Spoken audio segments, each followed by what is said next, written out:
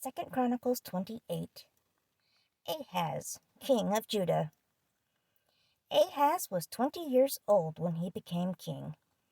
He ruled 16 years in Jerusalem. He did not live right, as David his ancestor had done. Ahaz did not do what the Lord wanted him to do. He followed the bad example of the kings of Israel. He used molds to make idols to worship the Baal gods. He burned incense in the valley of Ben Hinnom and sacrificed his own sons by burning them in the fire. He did the same terrible sins that the peoples living in that land did. The Lord had forced them out when the Israelites entered that land.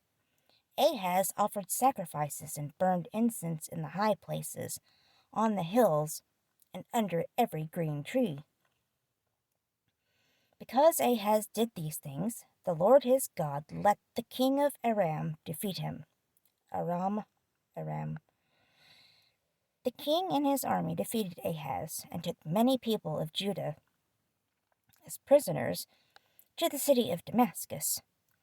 Ahaz also suffered a terrible defeat by the king of Israel.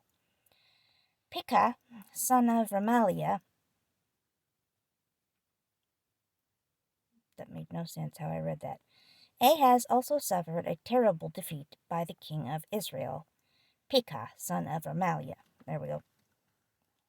Sorry, brain glitch. Pekah and his army killed 120,000 of the bravest soldiers in Judah in one day. All this happened because the people of Judah had turned away from the Lord, the God their ancestors worshipped.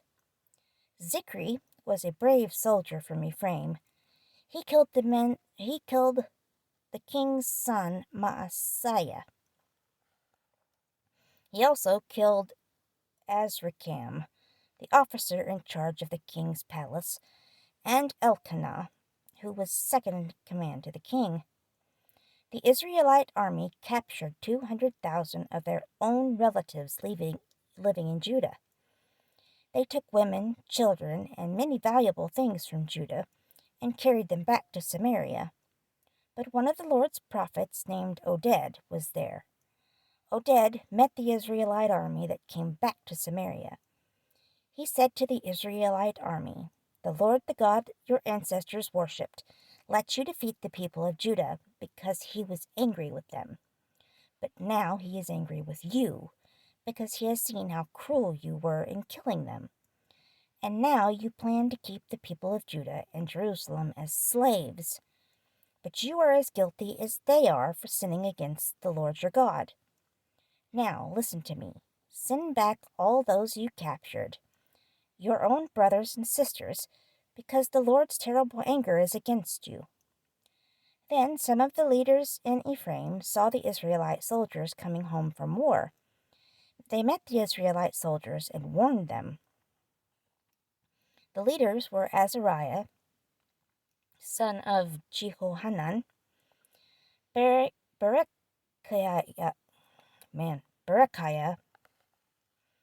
son of Mishelomoth,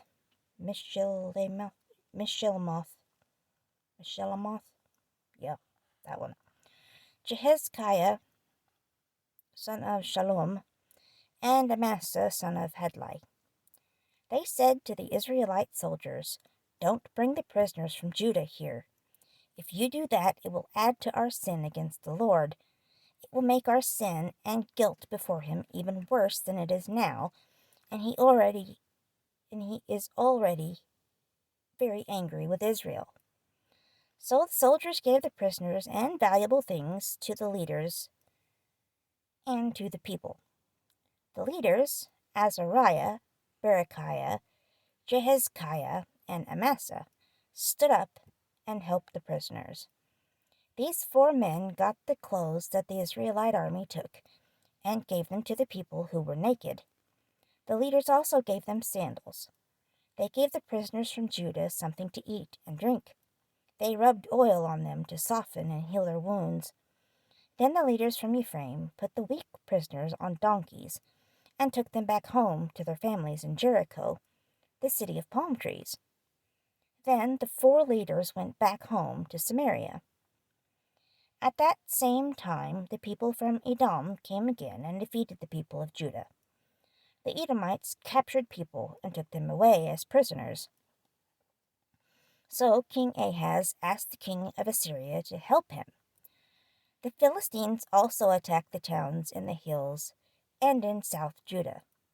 The Philistines captured the towns of Beth Shemesh, Aijalon, Gederoth, Soko, Timnah, and Gimzo. Almost said Gizmo. They also captured the villages near these towns. Then the Philistines lived in them. The Lord gave troubles to Judah because King Ahaz of Judah encouraged the people of Judah to sin. He was very unfaithful to the Lord.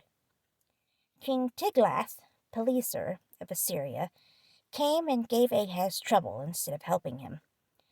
Ahaz took some valuable things from the Lord's temple and from the king's palace and from the prince's home. Ahaz gave them to the king of Assyria, but that didn't help him. In Ahaz's troubles, he sinned worse and became more unfaithful to the Lord. He offered sacrifices to the gods of the people of Damascus worshipped. The people of Damascus had defeated Ahaz, so he thought to himself, the gods the people of Aram worshipped helped them, so if I offer sacrifices to them, maybe they will help me also. Ahaz worshipped these gods. In this way he sinned, and he made the people of Israel sin. Ahaz gathered the things from God's temple and broke them to pieces. Then he closed the doors of the Lord's temple. He made altars and put them on every street corner in Jerusalem. In every town in Judah, Ahaz made high places for burning incense to worship other gods. Ahaz made the Lord, the God his ancestors obeyed, very angry. Everything else Ahaz did, from the beginning to the end, is written in the book, The History of the Kings of Judah and Israel. Ahaz died and was buried with his ancestors. The people buried him in the city of Jerusalem, but they didn't bury him in the same burial place where the kings of Israel were buried.